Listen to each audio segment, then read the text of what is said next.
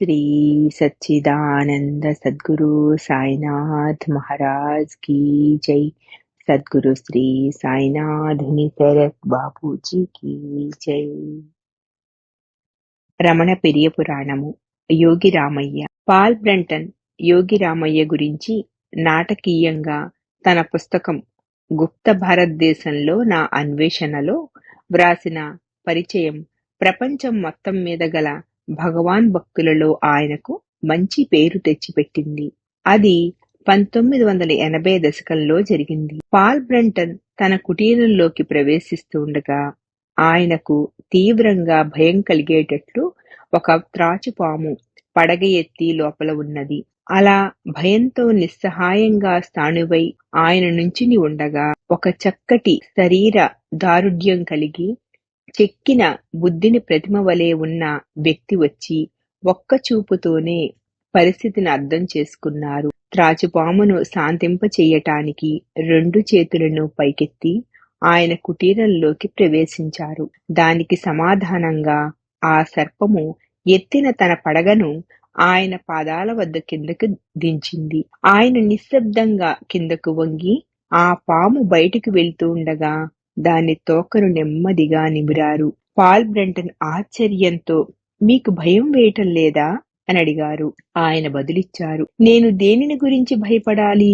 నేను ఏ విధమైన ద్వేషము లేకుండా అన్ని జీవుల పట్ల నా హృదయంలో ప్రేమ కలిగి దానిని సమీపించాను. ఆయన పనులతోనూ మాటలతోనూ మిక్కిలి సంతోషించి ఆయన పేరు అడిగారు బ్రంటన్.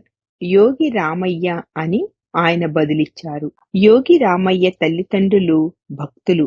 వారు చాలా సంపన్నులు.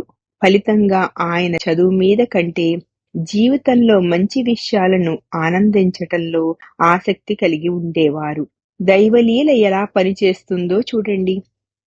18 సంవత్సరాల వయసులో ఆయన మహాత్ముడైన కబీరుని గురించి ఒక పుస్తకం చదవటం సంభవించింది. ఆ పుస్తకాన్ని చదవగానే ప్రాపంచిక విషయాల అశాశ్వతత్వం ఆయన ముఖాన బాంబు వలె పేలింది. ఆయన అప్పటి వరకు ప్రపంచాన్ని సత్యమని భావిస్తున్నారు. కానీ కబీరు జీవితము, బోధలు గురించి చదివిన తరువాత ఆయన మారిపోయారు.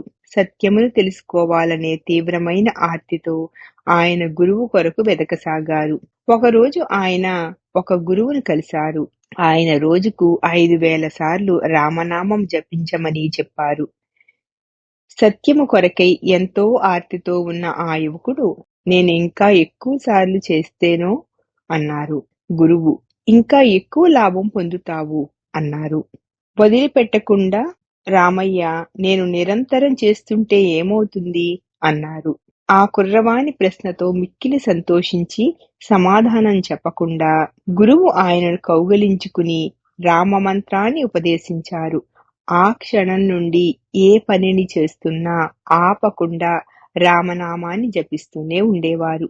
అదే సమయంలో వేరొక గురువు హఠయోగ ప్రాణాయామానికి చెందిన కొన్ని శ్వాసించే మెళకువలను ఆయనకు నేర్పారు. ఈ రెండింటినీ తీవ్రంగా అభ్యాసం చెయ్యటంతో ఆయనకు ఈ జగత్తు అనిత్యం అనే విశ్వాసం మరింత బలపడింది. ఆయన అప్పుడు కాశీకి వెళ్లి తన మిగిలిన జీవితమంతా అక్కడ గడిపివేయాలనుకున్నారు. దైవం ఎలా జోక్యం చేసుకుంటుందో చూడండి. వెళ్లేదారిలో ఆయన తనకు మంత్రోపదేశము చేసిన గురువును కలుసుకొనుట తటస్థించింది. ఆయనకు తాను కాశీకి వెళ్తున్నట్లు రామయ్య చెప్పారు. అందులకు గురువు, మీ గ్రామానికి తిరిగి వెళ్ళు. మీ తోటలో నిరంతరాయంగా మీ సాధనను కొనసాగించండి. ఏమీ తటపటాయించకుండా రామయ్య గురువు మాటకు తలనొగ్గి సాధన చేసుకొనటానికి ఇంటికి వెళ్లారు. కొంతకాలమునకు ఆయనకు రామదర్శనమైంది. ఆ సాధనే మరింత తీవ్రంగా కొనసాగించటంతో బాహ్యమైన రాముడు మాయమైపోయి తనలోని ఆత్మగా దైవాన్ని అనుభవించసాగారు. సందేహంతో వెళ్లి పండితులను అడిగాడు. కర్త కర్మ ఒకటేనా? తెలుసుకునేవాడు తెలియబడేది ఒకటేనా? అవి భేదము లేకుండా ఒక్కటిగా ఉండగలవా అని. కర్త వేరు కర్మ వేరు అని వారు చెప్పేది ఆయనకు తృప్తినివ్వలేదు. అందుకని తన సందేహాన్ని తీర్చగలిగే వారి కోసం అన్వేషించసాగారు. ఈ వెతికే ప్రయత్నంలో ఒకసారి 1930 దశకంలో తిరువణమలైలోని రమణాశ్రమంలోని పాత హాలుకు వెళ్లారు. తన సందేహంతో వేసారిన ఆయన చేసేవాడు చేయబడేది అంటే కర్త కర్మ ఒకటేనా అని అడిగారు. అప్పుడు హాలులోనే ఉన్న కావ్యకంఠ గణపతి ముని నిశ్చయంగా కాదు, కర్త కర్మ కంటే వేరు అని చెప్పారు. దానితో వ్యధనుంది భగవాన్ వైపు చూశారు రామయ్య. భగవాన్ వివరించారు, సామాన్యుడికి భౌతిక ప్రపంచంలో కర్త వేరు కర్మ వేరు, కానీ సమాధి అనుభవంలో అవి రెండూ కలిసిపోయి ఏకమవుతాయి. ఈ జవాబు రామయ్య సందేహాన్ని నివృత్తి చేసింది. ఆయన వెంటనే భగవానును సద్గురువుగా భావించుకుని తిరువణమలైలోనే ఉండిపోవటానికి నిర్ణయించుకున్నారు. భగవాన్ ఆయన పట్ల ఎంతో శ్రద్ధ చూపేవారు. ఎందుకంటే రామయ్య నిజమైన యోగిలాగానే జీవించేవారు. ఉదయం 10 గంటలకు ఆయన భోజనం చేసేవారు. ఆయన ఒక్కపూటే భోజనం చేసేవారు. తన భోజనం తానే వండుకునేవారు. అది చాలా తక్కువ మోతాదులో ఆకుకూరను వండుకుని తినేవారు. పల్లాకొత్తులోని రాతి గుహలో సాధన చేసుకుంటూనో, భగవాన్ ముందు గంటల తరబడి కూర్చుంటూనో ఉండేవారు. భగవాన్ తోటి ఎప్పుడైనా ఎక్కడైనా ఉండటానికి అనుమతి ఉన్నది ఆయనకి ఒక్కరికే. భగవాన్ సూటి బోధ అయిన ఆత్మ విచారణను ఆయన ఇష్టపడేవారు. భగవాన్ ఆయనను ప్రేమగా చూసేవారు. రామయ్యకు కేవలం తన మాతృభాష అయిన తెలుగు మాత్రమే వచ్చినందున భగవాన్ తనంతట తానే ఉపదేశ సారము ఉళ్ళదు నార్పదులను తెలుగులోనికి అనువదించారు. ఆయనకు ఆత్మ విచారణకు సహాయకారిగా ఉండుట కోసము. రమణ మహర్షితో ఆయన చేసిన చక్కటి సంభాషణలు కొన్ని టాక్స్ విత్ రమణ మహర్షి అంటే రమణ మహర్షితో సంభాషణలలో అచ్చు వెయ్యబడినవి. యోగి రామయ్య. సాధకుడు సాక్షాత్కారము కొరకు గురువు వద్దకు వెళ్తారు. గురువు బ్రహ్మమునకు ఏ గుణములు ఉండవు, మాలిన్యములు ఉండవు అంటారు. ఆయన ఒక వ్యక్తిగా మాట్లాడినట్టు కాదా? గురువు అలా మాట్లాడకపోతే శిష్యుని అజ్ఞానమెలా తుడిచిపెట్టబడుతుంది? గురువు వ్యక్తిగా మాట్లాడే మాటలు సత్యానికి దారి తీస్తాయా? భగవాన్. గురువు ఎవరితో మాట్లాడాలి? ఎవరికి బోధించాలి? ఆయనకు ఆత్మ కంటే భిన్నంగా ఏమైనా కనిపిస్తుందా? యోగి రామయ్య. కానీ శిష్యుడు వివరణ కోరుతున్నాడు. భగవాన్. నిజమే, కానీ గురువు అతనిని వేరుగా చూస్తారా? అందరూ సాక్షాత్కారము పొందిన వారిని తెలియకపోవుటలోనే శిష్యుని అజ్ఞానమున్నది. ఎవరైనా ఆత్మ కంటే వేరుగా ఉండగలరా?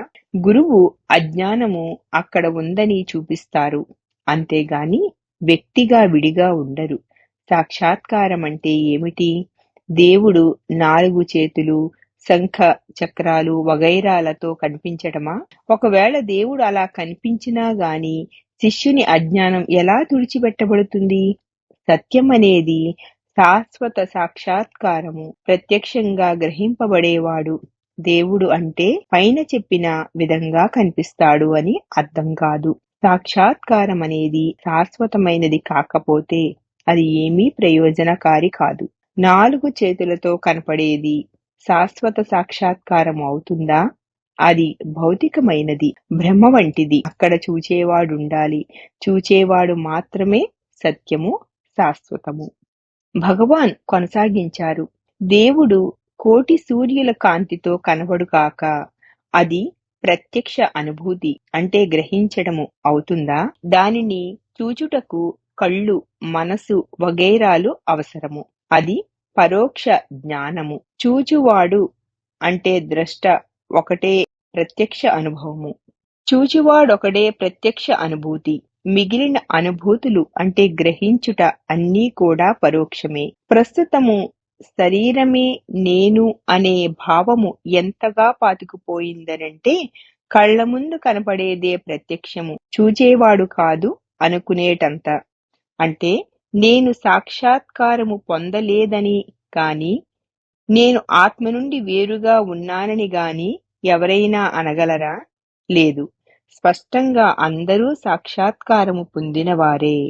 అసాధారణమైన శక్తులను ఉపయోగించాలనే కోరికే అతనికి దుఃఖాన్ని కలిగిస్తుంది. తనకు అవి లభ్యం కావని మానవునికి తెలుసు. అందుకే తనకు దేవుడు ప్రత్యక్షమై ఆయన శక్తులన్నింటినీ తనకు ఇచ్చి, భక్తునకిచ్చి ఆయన చాటున ఉండాలని కోరుకుంటాడు. క్లుప్తంగా చెప్పాలంటే దేవుడు తన శక్తులన్నింటినీ మానవునికి ఇచ్చివేయాలని. యోగిరామయ్య: భగవాన్ వంటి మహనీయులు అంత తేలికగా మాట్లాడటము బాగానే ఉంటుంది. ఎందుకంటే సత్యము మీ నుండి వైదొలగదు, అంటే పక్కకు తప్పుకోదు. అందుకని ఇతరులకు కూడా అది తేలికే అనుకుంటారు. కానీ సామాన్యులకు నిజమైన కష్టమున్నది. భగవాన్: అయితే ఎవరైనా తాను ఆత్మను కాదు అంటారా? యోగిరామయ్య: భగవాన్ చేసిన విధంగా విషయాలను సూటిగా ఉంచే ధైర్యము ఎవరికీ ఉండదు. భగవాన్: ఉన్నదున్నట్లు చెప్పడానికి ధైర్యంతో అవసరమేమిటి? ఒకప్పుడు నేను యోగిరామయ్యను అడిగాను, భగవాన్ సన్నిధిలో మీకెలా అనిపించేదో దయచేసి చెప్పగలరా? ఆయన అన్నారు, భగవాన్ సన్నిధిలో కూర్చోవటం వలన మనశ్శాంతి తేలికగా, ప్రయత్నరహితంగా వస్తుంది. నేను 3-4 గంటలు సమాధి స్థితిలో ఉండేవాడిని. అప్పుడప్పుడు నా మనస్సు ఒక రూపాన్ని ధరించి లోపల నుండి బయటికి రావటం తెలిసేది. కానీ అదే పనిగా సాధన చేస్తూ దానిని హృదయంలోనికి తిరిగి వెళ్ళి అందులో కలిసిపోయేటట్లు చేసేవాడిని. మనస్సు హృదయంతో కలిసిపోతే ఆత్మ సాక్షాత్కారము జరుగుతుంది. ఫలితము శాంతియే. భగవాన్ మరణానంతరము యోగిరామయ్య తన గ్రామంలోనే ఎక్కువ సమయం తపస్సు, యోగా, మౌనములతో గడిపేవారు. ఆయన సన్నిధిలో ప్రశాంతత లభిస్తుందని ఎంతో మంది ఆయన సన్నిధిలో కాలం గడిపేవారు. అక్కడే అంటిపెట్టుకుని ఉండిపోయిన వారికి ఆత్మ విచారణ బోధింపబడేది. వారిని భగవాన్ మార్గాన్ని అనుసరించమని చెప్పేవారు. ఆయన చివరి రోజులు చాలా ప్రశాంతంగా గడిచిపోయినవి. ఆయన చివరి క్షణం వరకు పూర్తి స్పృహతో ఉండేవారు. ఆ సమయంలో అక్కడ ఉన్నవారు అప్పుడాయన ముఖము యోగ ప్రకాశంతో నిండిపోయినది అని చెప్పారు. ఆయన పెదవులు భగవాన్ రమణ నామాన్ని తుది వరకు ఉచ్చరిస్తూనే ఉన్నవి. ఆయన దేహాన్ని సమాధి చేసిన చోట ఒక సమాధి మందిరం నిర్మింపబడింది. అప్పటి నుండి ఆ మందిరము ఒక పూజాస్థలముగా మారింది. శ్రీ సచ్చిదానంద సద్గురు సాయినాథ్ మహారాజ్ की जय। सद्गुरु श्री साईनाथ मुनिसरत बाबूजी की जय।